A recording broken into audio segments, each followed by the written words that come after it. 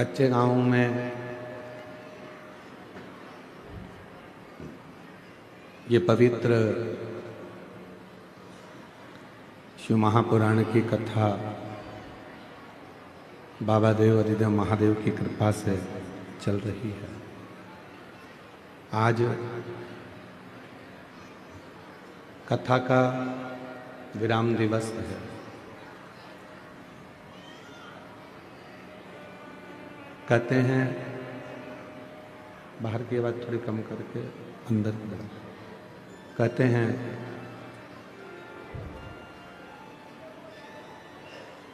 मेहमान जब जाते हैं तो जाते जाते बस ठीक है, कुछ ना कुछ अपने घर के बच्चों को देकर जाते हैं।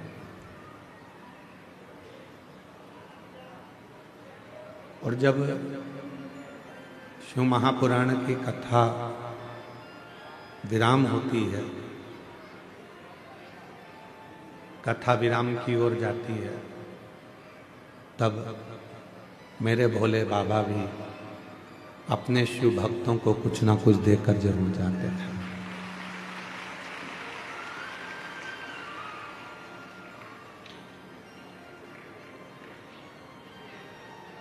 आज जब आप लोग कथा में आ रहे होंगे या रात्रि को यहाँ रुके होंगे तो यहाँ का नज़ारा आपको ऐसा लग रहा होगा जैसे कैलाश पर्वत पर बैठकर शिव महापुराण की कथा श्रवण कर रहे हैं।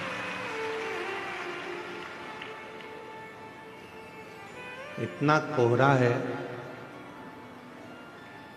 इतना कोहरा कि अभी भी पीछे के लोग कहाँ कहाँ बैठे हैं कोई नजर ही नहीं आ रहा। पंडाल बीच बीच का पंडाल तो फिर भी दिख रहा है, साइड के पंडालों में कौन कहाँ बैठा है कुछ दिख नहीं रहा।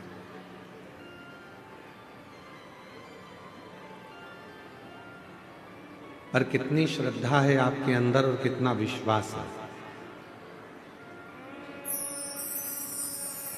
शायद तुम्हारे रिश्तेदार के घर में भी शादी होती तो तुम इतनी सुबह से नहीं आते।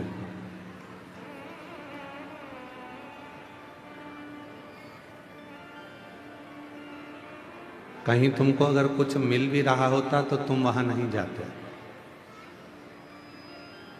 सुबह रात्रि को 3 बजे 4 बजे अपने घर से निकले होगे, तब जाकर सुबह 8 बजे कथा के पंडाल में पहुंचे हो, इतने कोहरे में, इतनी ठंड में।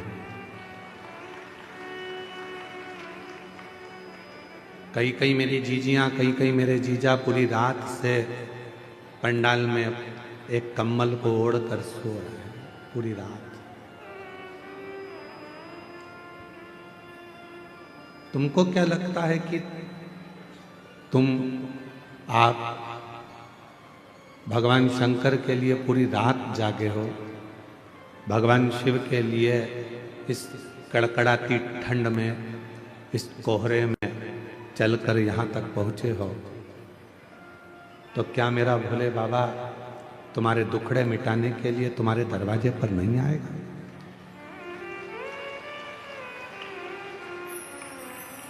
हम किसी के यहाँ जाते हैं तो कोई हमारे यहाँ आता है।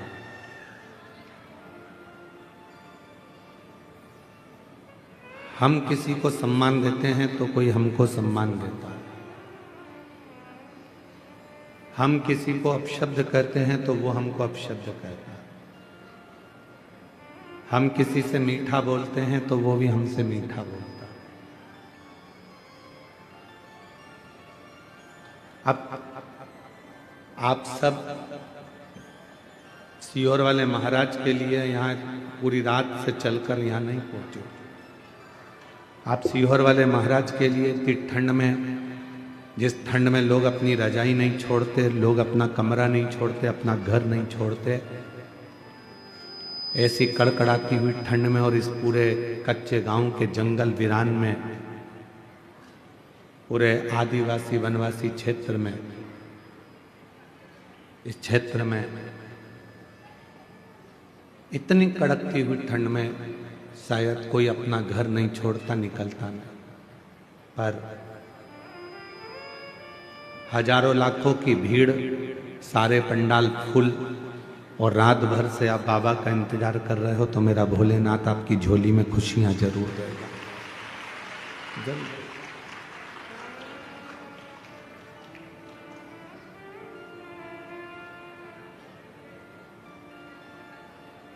भक्ति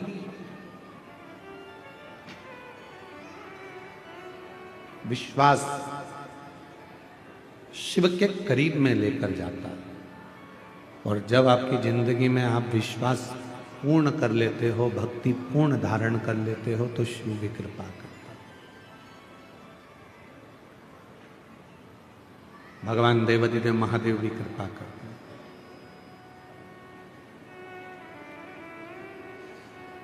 बहुत तेज ठंड लगती है तो हम कम्बल ओढ़ लेते हैं, रजाई ओढ़ लेते हैं, शॉल ओढ़ लेते हैं। अपने कानों को भी हम लोग बंद कर लेते हैं, टोपा लगा लेते हैं।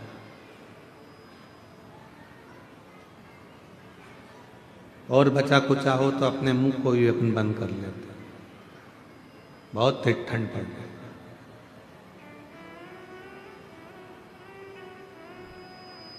जैसे बहुत तेज हवा चलने पर, ठंड पड़ने पर शरीर को बचाया जाता है, कहीं ये ठंडी हवा हमारे अंदर प्रवेश ना करे, बीमार कर देगी, पलंग पर पटक देगी। उसी तरह संसार की बहुत सारी बातें हैं, कहीं आसक्ति, कहीं काम, कहीं लोभ, कहीं तृष्णा, कहीं वासना। ये बहुत सारी चीजें हैं जो हमको बीमार कर देती हैं, हमारे अंदर से हमको झंझोड़ देती हैं।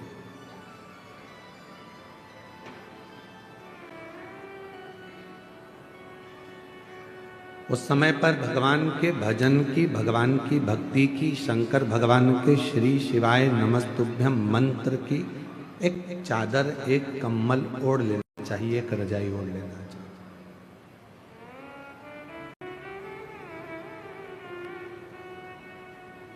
मेरी जीजियों,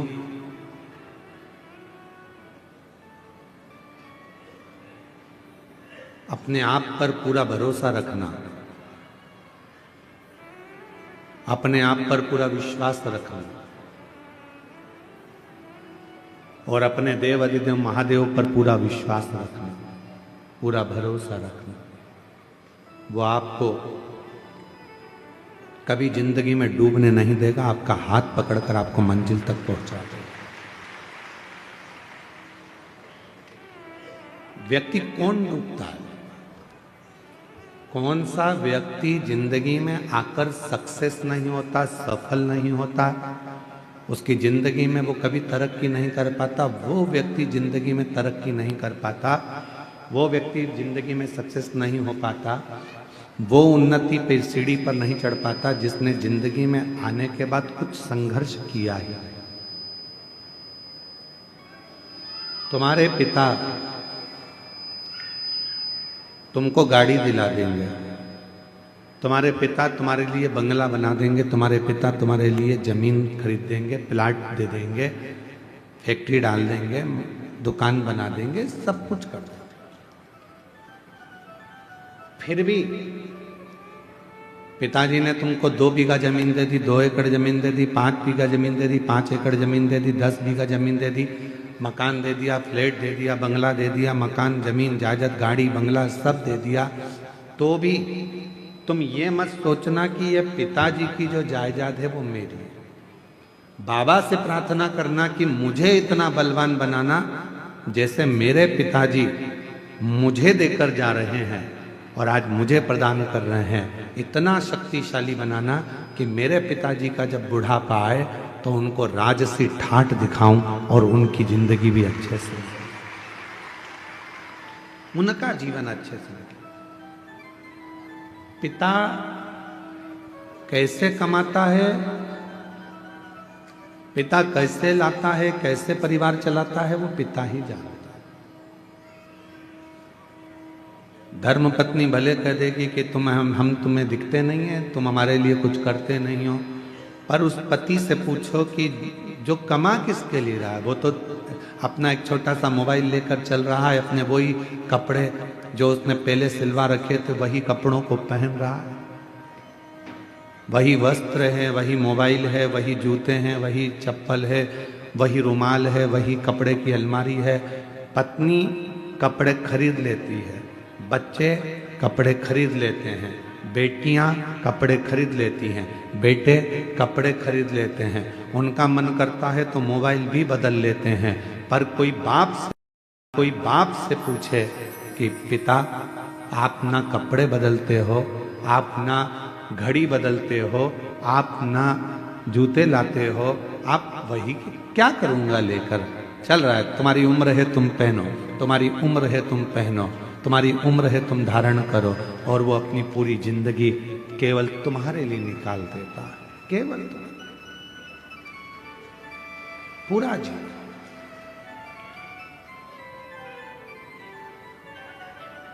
अब अपना क्या फर्ज है? उसने अपने लिए पूरी जिंदगी निकाल दी, तो उनका जब बुढ़ापा है, उनकी जब वृद्ध अवस्था है, तो अपना फर्ज है कि उनका साथ देना, उनको दुनिया की सारी खुशियां लाकर दे देना। 20, 25, 50, 30, 40 साल जितने साल जिएंगे उतने साल उनकी जिंदगी में इतनी खुशियां दे दो कि वो भी परमात्मा से कहें कि संतान देना तो ऐसी देना और इसको खूब बरकत देना, खूब उन्नति।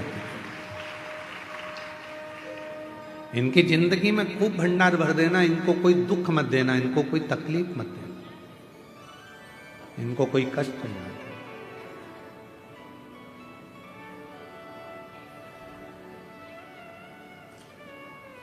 शिव स्वरूप पिता, शिव स्वरूप गुरु,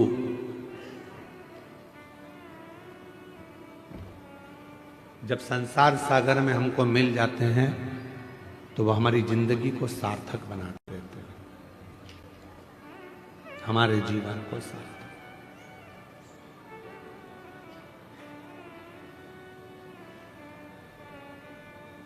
कभी कभी हमारे स्मरण में आता है कि शायद पिता दुनिया की सबसे बड़ी दौलत होती है, और वह अनुभव करोगे आप भी एक दिन, जब आप स्वयं पिता बनोगे तो अपने पिता को याद करोगे कि मेरे पिता दुनिया की सबसे बड़ी दौलत थी, दुनिया की सबसे बड़ी पूंजी थी। मेरा पिता खुद के लिए कभी नहीं जीता, वो परिवार के लिए, पत्नी मुझे ये लाना है, हाँ लिया, मुझसे मत पूछ, लिया, मुझे ये करना है, हाँ कर ले, तेरे को जब मर्जी पड़े वो कर। माँ पापा, बेटी कहती है मुझे ये करना, कर ले, बेटा कहता है मैं पापा ये करना, कर ले। वो कोई हस्तक्षेप करता ही नहीं, वो पिता है, वो जानता। अपनी जिंदगी को, अपने जीवन को सफलता की ओर वही लेकर जाता है जिसने जिंदगी में थोड़ा संघर्ष किया होता। पैसा कमाओगे, लोग जुड़ेंगे, सब आपके पास आएंगे, जो चाहिए वो आपके पास होगा।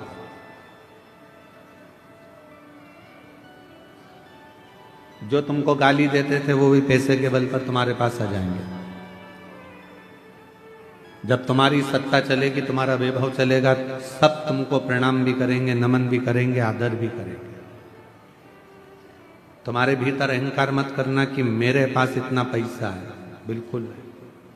कुर्सी मिल जाए तो लोग तुमको आदर करेंगे, madam sir, sir madam, madam sir. इसके पहले की जिंदगी देखना, जब तुम्हारे पास कोई पद नहीं था, कुर्सी नहीं थी, प्रतिष्ठा नहीं थी, धन नहीं था, कोई नहीं पूछता था। कुर्सी मिलने के बाद तुम्हें पूछ रहे हैं, पद मिलने के बाद तुमको पूछ रहे हैं, पैसा मिलने के बाद तुम्हें पूछ रहे हैं। मतलब ये सम्मान तुम्हारा नहीं है, ये उस कुर्सी का सम्मान है, ये उस पद का सम्मान है, ये उस पैसे का सम्मान, तुम्हारा सम्मान नहीं है। राम सिंह ही है, कमलेश कमलेश ही है, बिमलेश बिमलेश ही है, रमा रमा ही है, वो अपनी जगह पर ही रहेगी, पर वो कुर्सी पर बैठ जाए तो वो कुर्सी का लोग सम्मान करते हैं। तो ये अपने अंदर पैसा आ गया तो ये मत सोचना कि हमारे पास में हम सब कुछ कहेंगे और हो जाएगा। ना ना, ये धन का सम्मान, ये पद का सम्मान, ये प्रतिष्ठा का सम्मान, उतरे फिर वही रहोगे। इसलिए अपने स्वभाव को, अपने नेचर को कभी मत बदलना। आज है कल नहीं होगा, तो भी इन्हीं के साथ रहना है, इनसे ही बात करना है, इनसे ही। थोड़ा धन बढ़ा और सबने पूछना चालू कर दिया आपको, अरे काका जी और चाचा जी और नाना जी और फूफा जी और मामा जी और ये और वो, सब ने पूछा। और जब नहीं था कोई पूछने नहीं आता था। क्यों, कितने का कर्जा हो गया, लाओ हमें बताओ, हम कर्जा चुका देंगे तुम्हारा। थोड़ा हमारे पास जमीन है, उसमें से आधा टुकड़ा जमीन का बेच देंगे, तुम हमारे रिश्तेदार हो, हम तुम्हारा कर्जा चुका देंगे। है कोई संसार में ऐसा जो रिश्तेदार का कर्जा अपनी जमीन बेचकर चुका देता हो? नहीं। फिर धीरे धीरे तुमने तो नहीं दिया, उसने मेहनत करी, संघर्ष करा, परिश्रम करा, फिर खड़ा हुआ और फिर आगे बढ़ा। अब जितने रिश्तेदार थे वो कहते हैं ये तो हमारा ही अपना वाला है, अपने ही परिचित है, अपना ही है। ये आपका सम्मान नहीं है, आपके धन का सम्मान। इसलिए अहंकार पैदा मत होने देना कि मेरा सम्मान इतना हो रहा है। ना, तुम्हारा नहीं है, तुम्हारे धन का सम्मान है। गया फिर कोई नहीं पूछेगा। आप कोई ऊंचे पद पर बैठ जाओ, मालूम पड़े कोई बहुत बड़े मंत्री संतरी कलंतरी बन गए, कोई अधिकारी बन गए, कोई बहुत बड़ी कुर्सी तुमको मिल गई, कोई तुम कहीं के थानेदार बनकर बैठ गए, तुम कहीं के बहुत बड़े कलेक्टर और बहुत बड़े पदाधिकारी बनकर बैठ गए, तो ये मत सोचना कि तुम तो ना जाने बचे कुर्सी है तुम्हारे पास में तो पूछा जा रहा है। जिस दिन रिटायर हो जाओगे उस दिन तुम्हारे घर के लोग ही तुमको नहीं पूछ पाएंगे, ये निश्चित है। कुर्सी का पद है, कुर्सी का सम्मान, सम्मान पद का हो, तो फिर क्यों हम अभिमान में पड़े? क्यों? सियोर वाला महाराज सोचे कि ये जितने आ रहे हैं सब मेरे चक्कर में आ रहे हैं, तो सियोर वाला महाराज को ये सोचना नहीं चाहिए ये तुम्हारे चक्कर में नहीं, ये देव अधिदेव महादेव के चक्कर में आ रहे हैं, जिसकी आराधना और साधना में। कोई कथाकार सोचे कि मुझे इतने लोग सुनते हैं, कोई कथाकार सोचे कि मैं इनकी जिंदगी बदल देता हूं। तुम नहीं बदलते, वो तो महादेव कृपा करते हैं तो लोगों की जिंदगी बदलती है, तुम तो खुद की नहीं बदल पाते। कोई महाराज सोचे कि मैं इसकी जिंदगी बदल दूंगा, महाराज खुद अपनी जिंदगी नहीं बदल पाता तो दूसरे की क्या खाक बदले?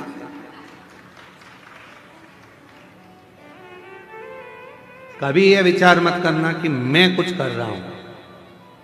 भोले आपकी कृपा से सब काम हो रहा, शंभु आपकी कृपा से सब कल जितेंद्र जी के, जायसवाल जी के बड़े बेटे प्रियांशु जी बोल रहे थे कि गुरुजी पापा को बहुत चिंता थी इस कथा की, समय कम था, 5 दिन में तैयारी करना थी। जितेंद्र जी कितने दिन की तैयारी? 5-6 दिन की तैयारी थी, 5 दिन में तैयारी करना थी। और कैसे होगा? प्रियांशु बता रहे थे आपके सुपुत्र कल की पापा को रात को 1-1, 2-2 बजे तक नींद नहीं आती थी, पूरी नींद उड़ गई थी। कहाँ? जिस दिन तक आप नहीं आए गुरुजी, उस दिन तक पापा को चिंता रही, और जैसे ही आप आए उसके बाद पापा ने सब भोलेनाथ पर छोड़ दिया। तो हम कहें जितेंद्र जी आपको साधुता की, आपके भीतर ये जरूर है कि आपने शिव पर आश्रित हो गए, शिव पर आश्रित। आज पूरे क्षेत्र में, कांकेर क्षेत्र में जितने भी जायसवाल परिवार होंगे अपने आप को आज गौरवान्वित महसूस कर रहे होंगे कि हमारे कम से कम आज कुल में परिवार में किसी ने शिव महापुराण की कथा करवा कर अपने जीवन को और हमारे कुल को सार्थक कर दिया, साधु कर दिया। कब तक टेंशन है? जब तक हमने अपने ऊपर जवाबदारी ली। आपसे एक बात पूछें, जरा उत्तर दीजिएगा। फैक्ट्री में टेंशन नौकर को रहता है कि सेठ को रहता है? जम के बोलो, सेठ को। दुकान में टेंशन सेठ जी को रहेगा कि नौकर को रहेगा? सेठ जी। तुम्हारा बिजली का बिल जमा हुआ कि नहीं हुआ, नौकर को कोई मतलब नहीं है। तुम्हारे घर में क्या बन रहा है, नौकर को कोई मतलब नहीं है। तुम्हारी कमाई हो रही कि नहीं हो रही, नौकर को कोई मतलब नहीं है। सेवक को कोई मतलब नहीं है। तुम कितने पैसे कमा रहे, नौकर को कोई मतलब नहीं है। उसको तो केवल एक चीज से मतलब है कि 1 तारीख को मुझे जो तनख्वाह मिलती है 8,000, 10,000, 15,000, वो मुझे मिल रही है कि नहीं मिल रही, वो मुझे प्राप्त हो रही है।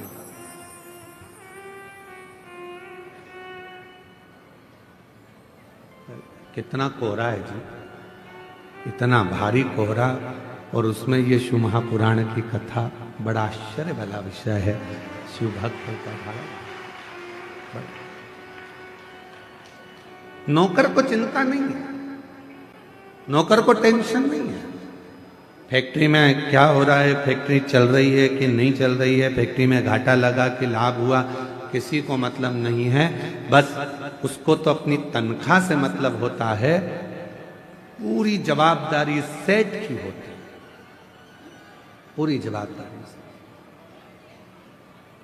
इसलिए निवेदन है आप सबसे, जिंदगी में कभी आप सेठ बनने का प्रयास मत करना। सेठ बनोगे तो टेंशन आएगा। आप तो कोई भी पूछे सेठ जी बोले तो कह देना मैं सेठ नहीं, सेठ तो मेरा भोलेनाथ और सांवरिया सेठ है, मैं तो उसका सेवक हूं। सेठ एक ही है, और वो मेरा कुबेरेश्वर महादेव, मेरा कुबेर भंडारी, मेरा भोले बाबा, मेरा त्रिकालदर्शी, हम तो उसके नौकर हैं। हमारा घर भी वही चलाता है, परिवार भी वही चलाता है, कुटुंब रिश्ते सब वो निभाता है, हम तो उसकी तनख्वाह पाते हैं, तनख्वाह लेते हैं।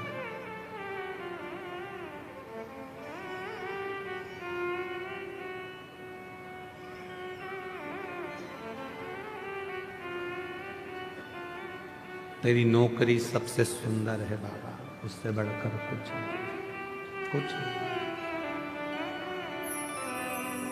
उससे जोरदार कुछ है ही नहीं। जब से तेरा गुलाम हो गया, तब से मेरा भी नाम हो गया। जब से तेरा गुलाम हो गया, तब से मेरा भी नाम हो गया। वरना औकात क्या थी मेरी, वरना औकात क्या थी मेरी। सबसे बढ़िया है सबसे खरी, भोले बाबा तेरी नौकरी। सबसे बढ़िया है सबसे खरी, तेरे दरवाजे की चाकरी। सबसे बढ़िया है सबसे खरी, तेरे दरवाजे की चाकरी। सबसे बढ़िया है सबसे खरी। शिव महापुराण के अंतर्गत नर्मदा रेवा खंड में स्कंद पुराण के वर्णन आता है। रेवा खंड,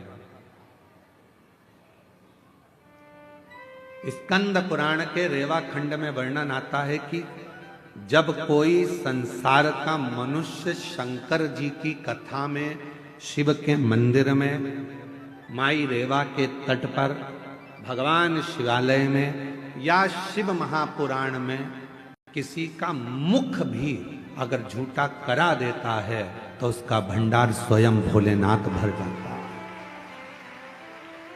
इसीलिए आपने देखा होगा कई लोग बिस्कुट लेकर आते हैं, कोई अपने घर से पोहा बना कर लाता है, कोई भजिया बना कर ले आता है, कोई तिल्ली का लड्डू ले आता है, कोई खिचड़ी बना लाता है, कोई बिस्कुट, कोई टॉफ़ी, कोई सामान लाता है और एक दूसरे को थोड़ा थोड़ा मुख झूठा करा देते हैं। कोई लोग पानी के पाउच बांटते हैं, कोई पानी की बोतल बांटता है, जो जिससे बन जाए। कोई घर में थर्मस में चाय बना कर ले आता है, 10-20 लोग जो पास में बैठे रहते हैं उनको चाय पिला देता है।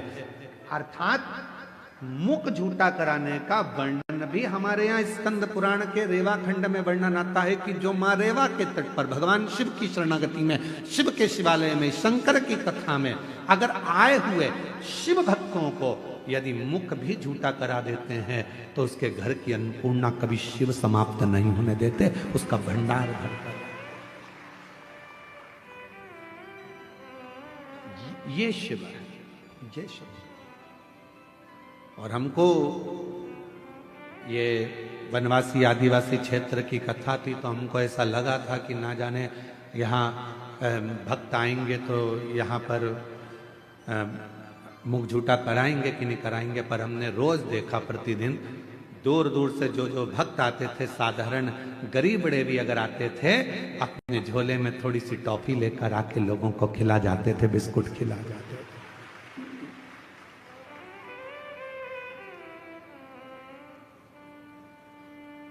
यदि परमात्मा आपको सामर्थ्यवान बनाए, जितेंद्र जी आपके लिए एक पत्र आया था, कल हम पढ़ नहीं पाए।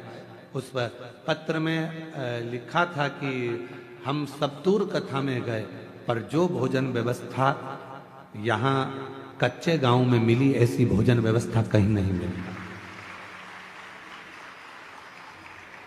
एक बार जजमान परिवार के लिए जोरदार ताली बजाइए। साधुता है,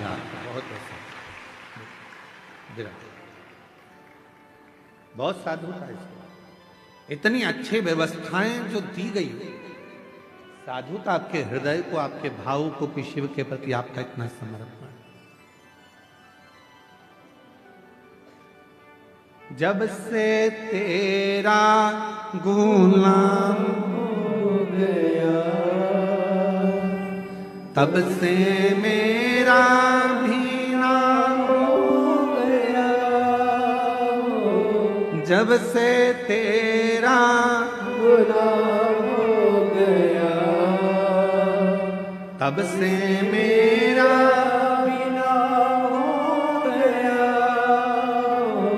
वरना औकात क्या थी मेरी, वरना औकात क्या थी मेरी। सबसे बढ़िया सबसे भोले बाबा तेरी नौकरी, सबसे बढ़िया है सबसे खरी। स्वयं को आप सेठ मत समझो, आप तो भोलेनाथ जी को सेठ बना दो, हम उसके सेवक, हम उसके नौकर। टेंशन किसको किसको होगा? भोलेनाथ। चिंता किसको? भोलेनाथ। हम तो कौन है? उनके बेटे को ज्यादा चिंता रहती है कि बाप को ज्यादा चिंता रहती है? बाप को ज्यादा चिंता रहती है। क्या होगा इनका? बहुत सीधे हैं, सरल हैं, बीमारी का ठिकाना नहीं आज के जमाने में, कब किसको जाना पड़ जाए, मृत्यु का भरोसा नहीं है। पहले तो गारंटी भी थी कि 100 साल जी जाओगे, आज के जमाने में तो ये भी पक्का नहीं है कि कितने में निपट जाओगे। कब तुम्हारी फाइल निपट के जमा हो जाएगी किसको मालूम है? किसी को नहीं मालूम। पहले चिंता थी, पहले टेंशन नहीं होता था, अरे अभी तो बहुत जिएगा, 80 साल चलेगा, 90 साल चलेगा, 100 साल चलेगा।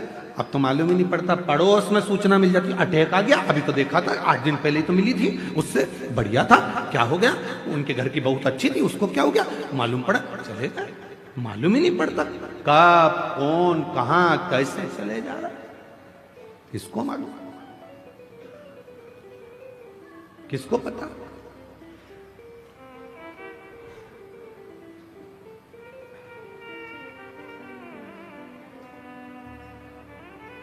सुबह उठा करो ना रोज सुबह सुबह, सबसे पहले उठते से ही, सबसे पहले उठते से ही जैसे तुम्हारे नेत्र खुले सो के उठो, वैसे ही भले पलंग पर पड़ी पड़ी आंख खुलते से ही भगवान को धन्यवाद देना, आज फिर जिंदा उठा दिया, आज फिर जिंदा उठा दिया।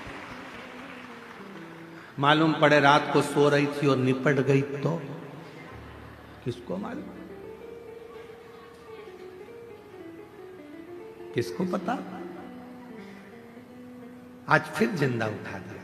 बहुत धन्यवाद भोलेनाथ, एक दिन और दिया, आज और खुशी से जीऊंगी, खूब मेहनत करूंगी, संघर्ष करूंगी, परिश्रम करूंगी और उन्नति की सीढ़ी पर चढ़ के रहूंगी, पर कल भी ऐसी कृपा करना, नहीं तो मालूम पड़े निपटा दे, टेंशन मत देना। रोज उठो, रोज धन्यवाद दो, तेरी बड़ी करुणा, तेरी सुबह पहले रात को सो तो जम के बोलकर सो, पास में पति है, पत्नी है, बच्चे हैं, जो भी हैं परिवार में, सोने से पहले एक बार सबसे कहो श्री शिवाय नमस्तुभ्यम। उठो तो धन्यवाद दो, आज फिर उठ गई हूं तेरी कृपा से, तेरी करुणा से, बड़ी करुणा।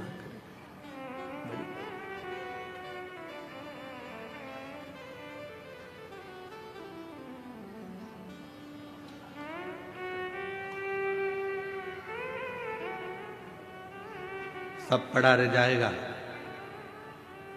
अलमारी में कपड़े भी धरे की धरे रह जाएंगे,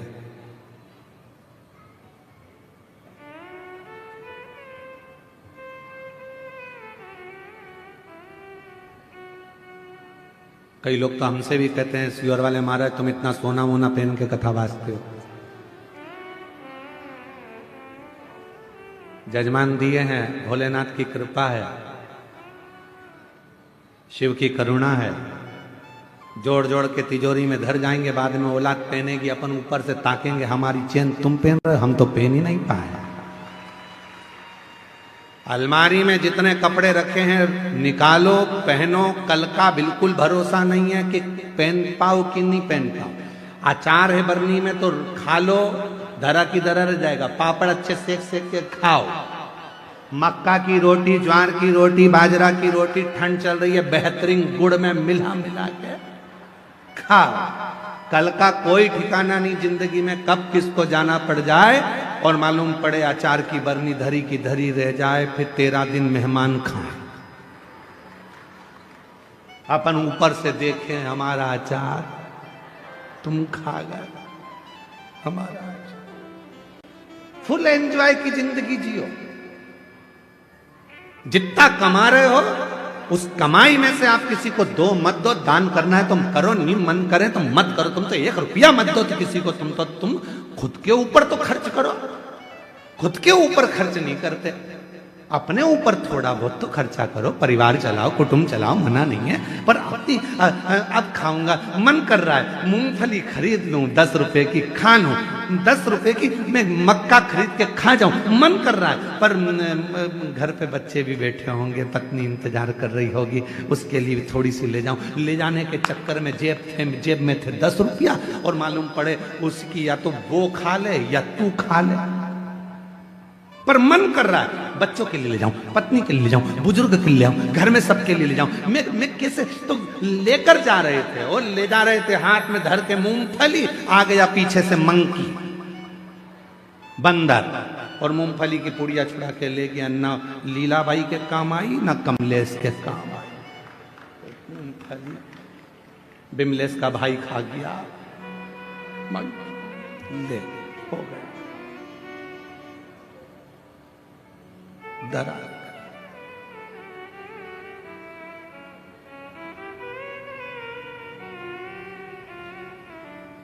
उस समय पर कोई नहीं आएगा, कोई भी नहीं, सारा घर परिवार सब धरा। एक बात और सुनो, बहुत अच्छी सुंदर बात है। देखो, जिस स्कूल में तुम पढ़ाई कर रहे हो उस स्कूल की बस बच्चों को लेने आती है। सही है कि गलत है? अरे बोलो तो जम के। तुम्हारे यहाँ है ऐसा है कि नहीं है? कांकेर जिला में जो स्कूल में पढ़ाई करते हो उस स्कूल की बस लेने आती है, टीचर को भी लेकर जाती है और स्टूडेंट को भी लेकर जाती है, बच्चों को। जिस कॉलेज में पढ़ाई कर रहे हो उस कॉलेज की बस लेने आती है, जिस फैक्ट्री में नौकरी कर रहे हो उस फैक्ट्री की बस लेने आती है।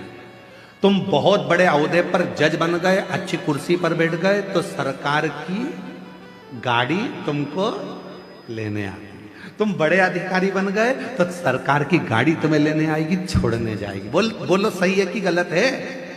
बोलो तो सही है ना? ज्यादा तेज ठंड तो नहीं लग रही है?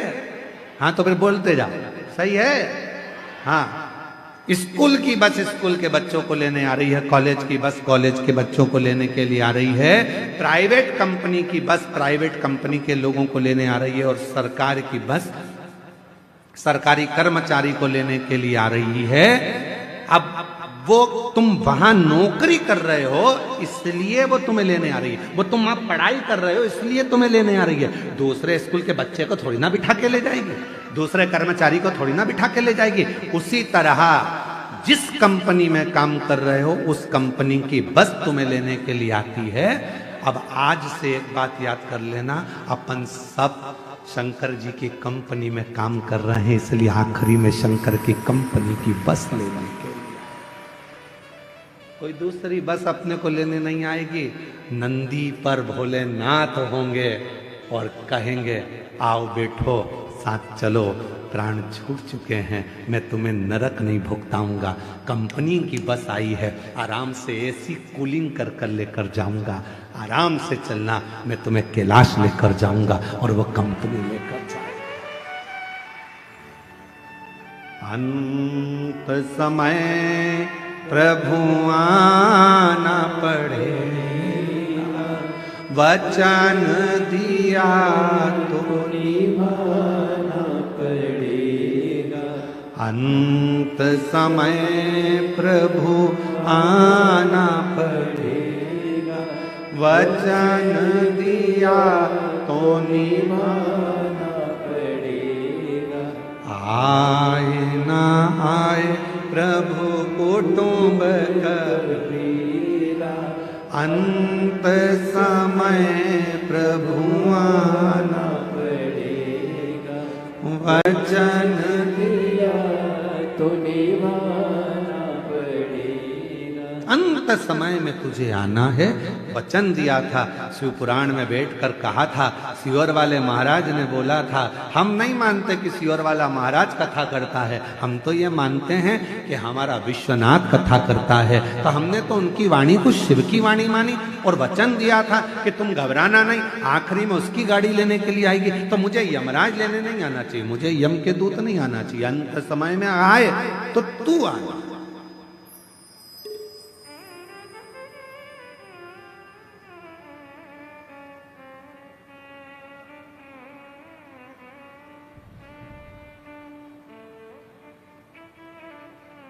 और वो महाराज सज धज के जिस दिन मौत की शहजादी आएगी, न सोना काम आएगा।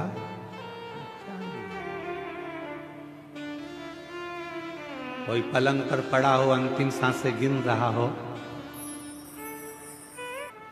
आप लोग किसी को हॉस्पिटल में देखने गए हो कभी कि नहीं गए? बोलो बोलो, जम के बोलो। गए हो? हॉस्पिटल में जाके क्या बोलते हो? मामा जी। अब वो बेचारा ऑक्सीजन लगी मुंह में, वेंटिलेटर पे पड़ा, और तुम मामा जी, मामा जी समोसा ला दूं, मामा जी गुलाब जामुन, मामा जी 50,000 रुपए रख दूं तुम्हारे पलंग के पास। मामा जी ऑक्सीजन मुंह में लगी, मन में सोच रहे निकल जाए यहां से बाहर। मर रहा और 50,000 रुपए क्या ऊपर लेके जाऊंगा? जब अच्छा था तो समोसा नहीं खान दिया, मुंह में ऑक्सीजन लग रही है। क्या करूं उस धन का? मरने वाले व्यक्ति को ना समोसा चाहिए, ना गुलाब जामुन चाहिए, ना तुम्हारा धन चाहिए। मरने वाले व्यक्ति को तो केवल शिव का नाम चाहिए कि वो बचा लाए, काल के ग्रास से छुड़ा कर लिया है। अकाल मृत्यु वो मरे जो काम करे चंडाल का, और काल उसका क्या बिगाड़े जो भक्त हो महाकाल का। अंत समय में उसको चाहिए कि कोई ऐसा मिल जाए जो मुझे श्वास ला कर दे दे, कोई ऐसा मिल जाए मेरी ऑक्सीजन ला कर दे दे, कोई ऐसा मिल जाए कि मुझे ठीक कर दे। मुझे धन नहीं चाहिए, समोसा कचौड़ी नहीं चाहिए, 2 एकड़ जमीन नहीं चाहिए। केवल अंतिम समय में भगवान से प्रार्थना करता है कुछ श्वास और दे दो, और वो श्वास परमात्मा कहेगा मैं देने को तैयार हूं। पर एक बात याद रखना कि तूने अपनी श्वास को क्या शिव पुराण में लगाया था? 2-3 घंटा की कथा सुनने कभी गया था? हाँ, अगर तो 3 घंटे की कथा सुना है तो उसमें जितनी श्वास निकली है तेरी, उतनी श्वास मेरे खाते में लिखी है। जा, एक काम करता हूं और थोड़े साल तेरे को दे देता हूं, और भजन कर लेना, श्वास और मिल जाएगी, और मिल जाएगी। तेरे भजन से, तेरे कीर्तन से, मंत्र जाप से, नाम जाप से, 1 लोटे जल से हमारी श्वास बढ़ गई। कॉलेज स्कूल में बच्चों को पैसा कमाने का तरीका सिखाया जाता है। आज के नए नए फैशन में लोग मोबाइल पर भी पैसा कमाने का तरीका सिखा रहे हैं, पर शिव पुराण पैसा कमाने का तरीका नहीं सिखाती। शिव महापुराण की कथा उम्र बढ़ाने का तरीका सिखाती है। क्योंकि पैसा तो कमा लोगे पर भोग कैसे करोगे? पैसा कमा के रख दिया और निपट गए तो फिर ऐसा भोग करने के लिए शरीर भी तो अच्छा रहना चाहिए, पूरा शरीर पुष्ट रहना चाहिए, पूरा शरीर अच्छा रहना चाहिए। इसलिए निवेदन है, सोफा सेट अच्छा है तो चने खाओ, मूंगफली खाओ, गन्ने को छील छील के खाओ। जब सोफा सेट ही नहीं रहेगा तो चने क्या कूट के खाओगे? अच्छा शरीर है, भगवान नाम लो, भजन करो। कई लोग कहते हैं गुरुजी अभी तो हमारी उम्र बची है, अभी तो हम कोई बुढ़े थोड़ी ना हो गए जो भगवान के मंदिर जाएंगे, अभी हम बुढ़े थोड़ी ना हो गए जो शिव पुराण की कथा में जाएंगे। जब बुढ़े हो जाएंगे तो कथा सुनेंगे। हमने कहा ठीक है, बुढ़े होने पर तुम इंतजार करो, उसमें कोई दिक्कत वाली बात नहीं। और फिर कहीं का होता है, हमारे हम जहाँ सीहोर में रहते थे नमक चौराहे पर, वहाँ पर हमारे पड़ोस में एक काकी जी रहती थी। हम उनसे हमेशा कहते काकी कथा में चलो। काकी कहती थी अभी बेटा बेटे की शादी हो जाए, बहू आ जाए, मेरे को करना क्या, उसके बाद तो कथा ही सुनूंगी।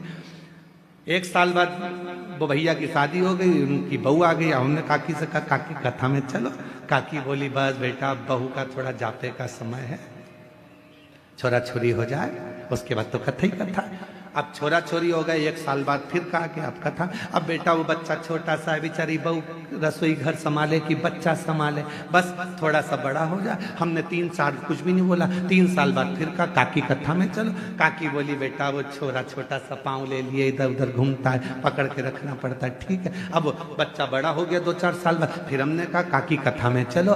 काकी बोली चलने को तो चलो पर हमारा कमर से नहीं बैठा जाए रे, नहीं बैठा जाए घुटना से। फिर हमने कहा ब्रेन तो तुम ऊपर सुन लेना। अब यहां सुनकर क्या करोगे, वही सुनना।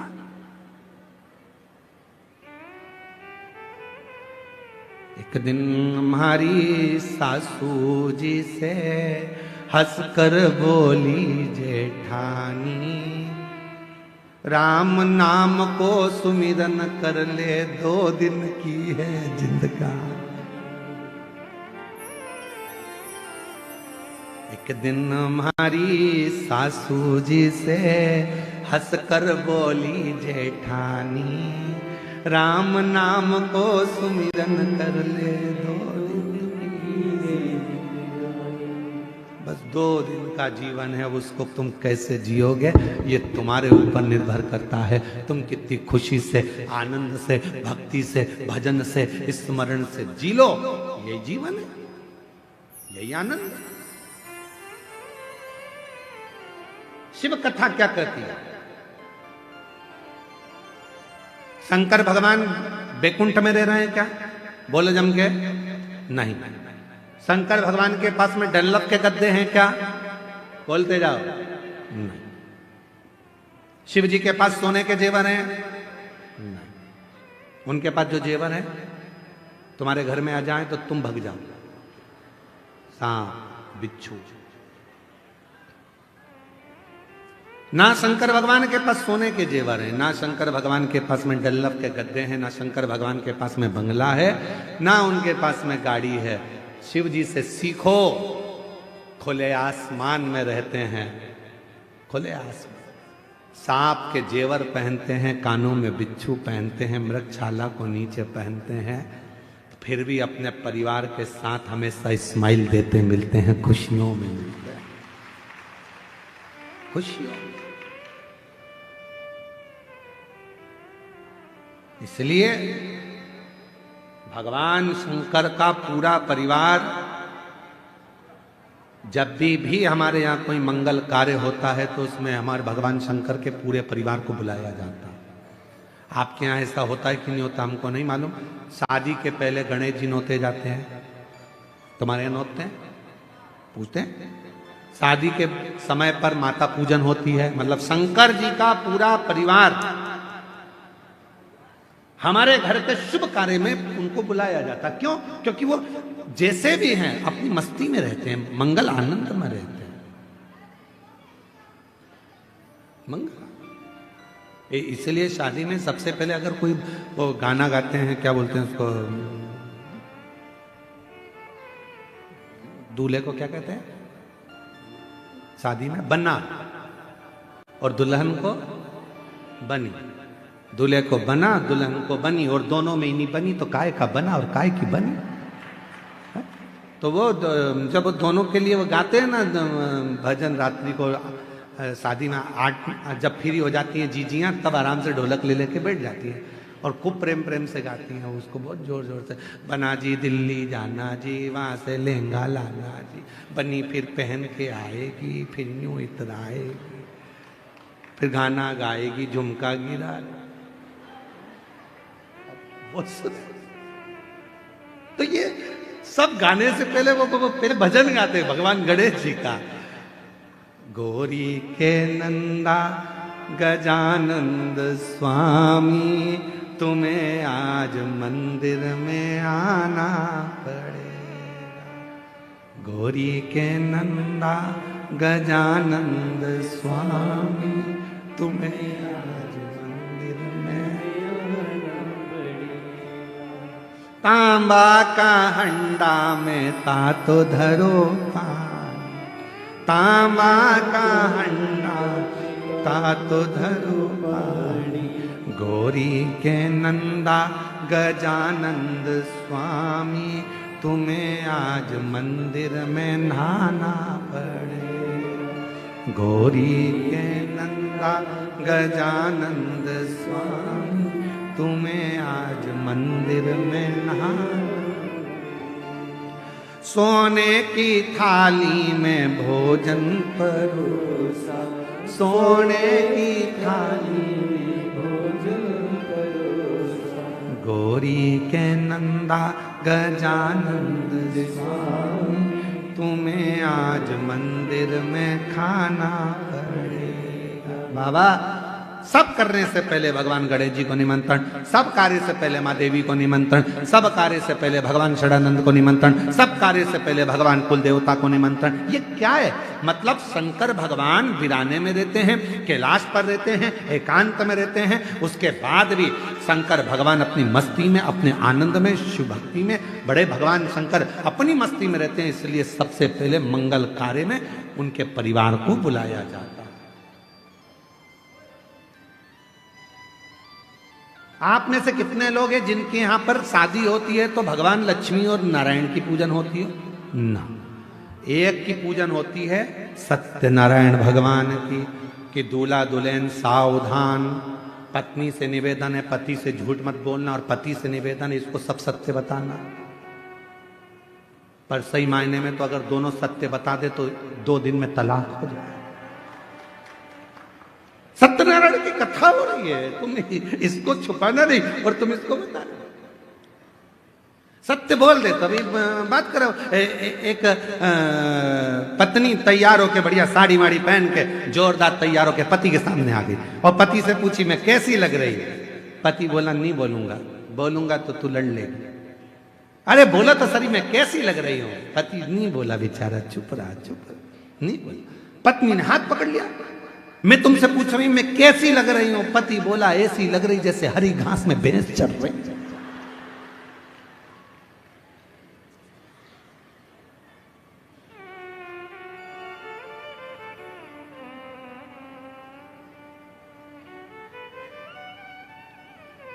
पत्नी कुछ नहीं बोली। शाम को पति जब ऑफिस से आया, करेले की सब्जी बना दी, खा। करेले की सब्जी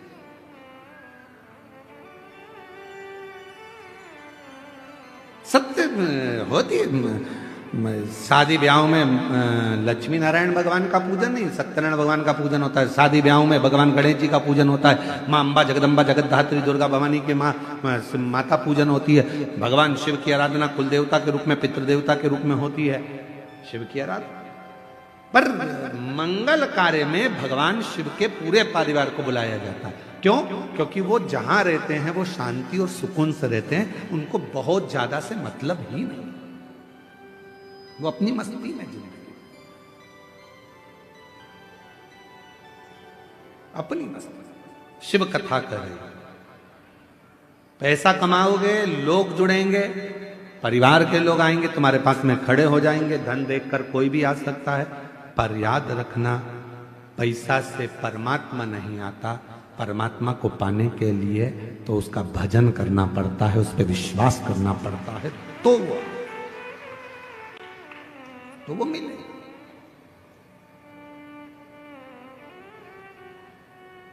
मेरी किस्मत का जब गुल खिला, तब जाकर के ये दर मिला। मेरी किस्मत का जब गुल खिला, तब जाकर के ये दर मिला। वरना औकात क्या थी मेरी, वरना औकात क्या थी मेरी। सबसे बढ़िया है सबसे करीब, भोले बाबा तेरी दो मेरी। सबसे बढ़िया है सबसे करीब, तेरे दरवाजे की चाकरी। सबसे बढ़िया है सबसे। जब हम उसके दरवाजे की चाकरी करते हैं, सेवा करते हैं, नौकरी करते हैं, उसके दरवाजे पर जाकर रोज जल चढ़ाने जाते हैं, रोज एक लोटा जल चढ़ाने जाते हैं। लोग पूछें आपसे कि एक लोटा जल चढ़ाने से क्या मिलेगा, कहना तनख्वाह मिलेगी। कौन सी तनख्वाह? तो कहना वो अंत समय में काम आएगी।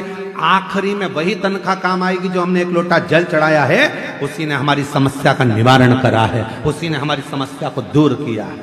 एक पत्र है, अच्छा है, देखिए। मेरा नाम अंजू नेताम, मेरे पति का नाम मुकुंद सिंह नेताम, ग्राम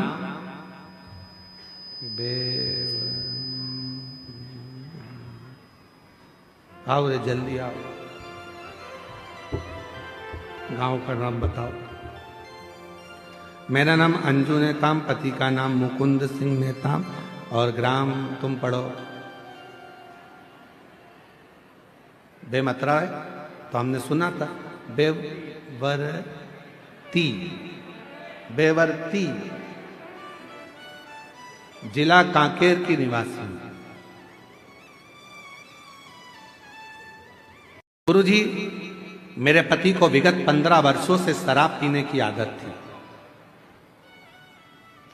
और नशे में धुत इधर उधर घूमते रहते और कहां कहीं भी गिर पड़े। जान पहचान वाले व्यक्ति मेरे पति को घर छोड़ जाते। मेरे पति का काम पे जाते थे ना, उनकी कोई दिमागी स्थिति ठीक रहती थी, साथ ही परिवार की आर्थिक स्थिति भी ठीक नहीं रहती थी। कहीं बैठी हो जीजी तो हाथ हिला सकती हैं। मेरा नाम अंजू नेताम, पति का नाम मुकुंद सिंह नेताम। मैं बहुत परेशान थी। पड़ोस की दीदी ने मुझे शिव पुराण के बारे में बताया। तब से मैंने शिव पुराण कथा सुनना और देखना शुरू किया। हमने पहली कथा रायपुर गुड़ियारी में मेरे पति और बेटी के साथ कथा पंडाल में बैठकर कथा श्रवण की और दिल से प्रार्थना करी, बाबा से विनती की मेरे पति शराब पीना छोड़ दें। और बाबा की ऐसी कृपा हुई गुरुजी कि मेरे पति एक ही कथा के पंडाल में गए थे गुड़ियारी में, और वहीं मिट्टी को उन्होंने गले पर लगाया और शराब को पीना छोड़ दिया। उस दिन से आज तक मेरे पति ने शराब को हाथ नहीं लगाया। शिव कृपा इसी को कहते हैं।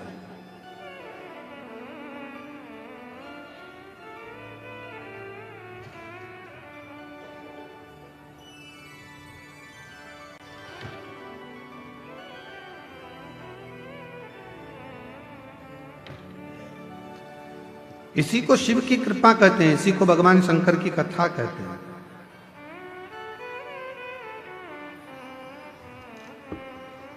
इसी को भगवान शंकर की दया कहते हैं।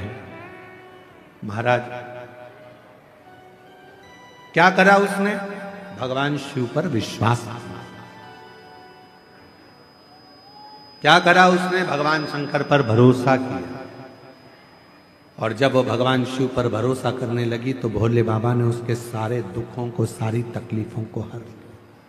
मेरी जीजियों, मेरे जीजाओं, मेरी बेटियों, बेटाओं, मेरी बुजुर्ग माता पिता, याद रखना शिव महापुराण की कथा केवल कथा नहीं है, केवल कथा। ये कथा तो आज यहां पर विराम हो जाएगी, आप अपने घर चले जाएंगे, पर यहां से बाबा से कह कर जाना, भूमि को नमन कर कर। जब आरती के बाद आप लोग यहां से जाओ तो यहाँ की मिट्टी को नमन कर कर कहना, बाबा ऐसी कृपा करना कि 7 तारीख से 13 तारीख तक जो दंतेवाड़ा में कथा हो रही है, गिदम में 2 बजे से 5 बजे तक, दिसंबर के महीने में, बाबा ऐसी कृपा कर दो कि उस कथा में मेरा पत्र इस व्यासपीठ पर पहुंचे और मेरा दुख इतने ही दिनों में समाप्त हो। कृपा करो, विनय करो, बाबा से विनती करो।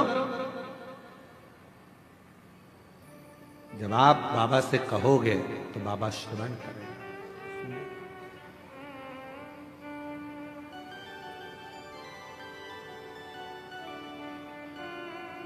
और भोले बाबा ने, मेरे शंभू ने, ओघड़दानी ने, सीहोर वाले ने, काशी वाले ने, सोमनाथ वाले ने, केदार वाले ने, भोले बाबा ने, डमरू वाले ने ऐसा बजाया डमरू, बजाया डमरू, सारा कैलाश पर्वत मगन हो गया। मेरे बाबा ने ऐसा बजाया डमरू, बजाया डमरू, सारा कैलाश पर्वत मगन हो गया। काशी वाले ने, सीहोर वाले ने, डमरू वाले ने, केदार वाले ने, भोले बाबा ने ऐसा बजाया डमरू, बजाया डमरू, सारा कैलाश पर्वत मगन हो गया। बाबा ने ऐसा बजाया डमरू, बजाया डमरू, सारा कैलाश पर्वत मगन हो गया।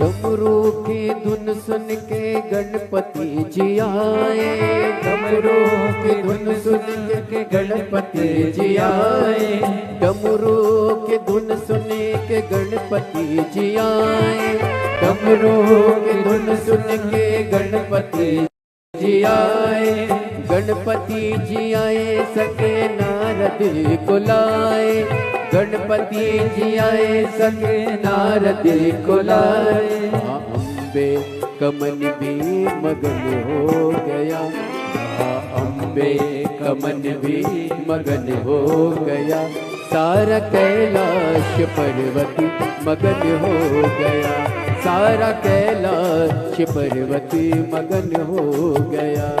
भोले बाबा ने ऐसा बजाया डमरू, बजाया डमरू, सारा पर्वत मगन हो गया।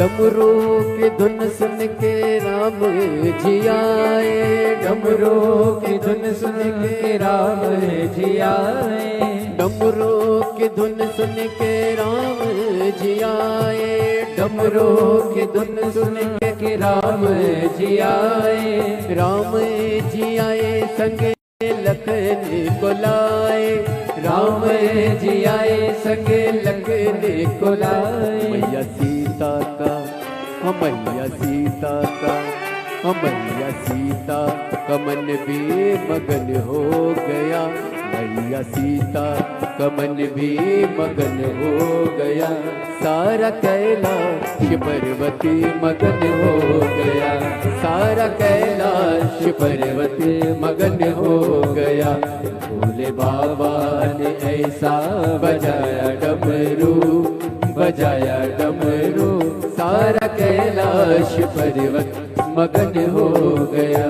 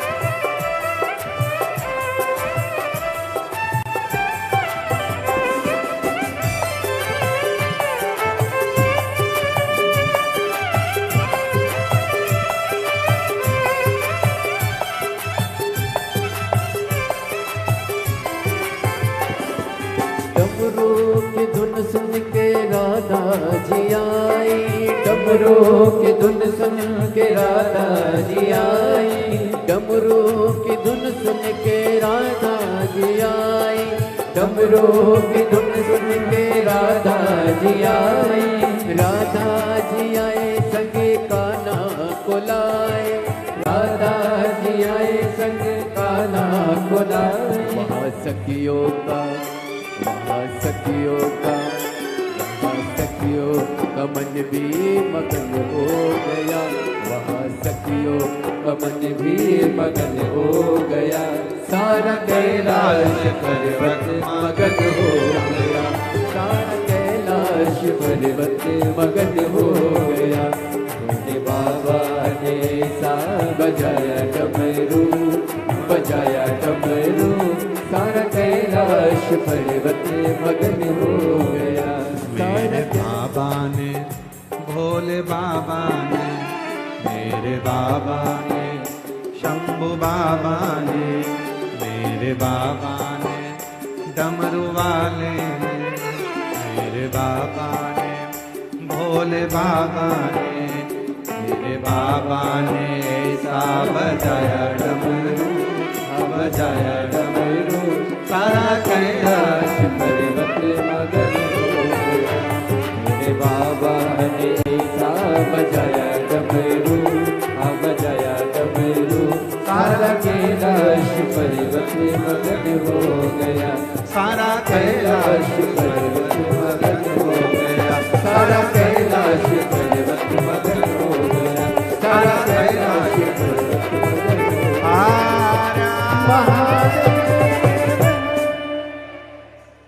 अपने स्थान पर बैठकर आज कथा का विराम दिवस है।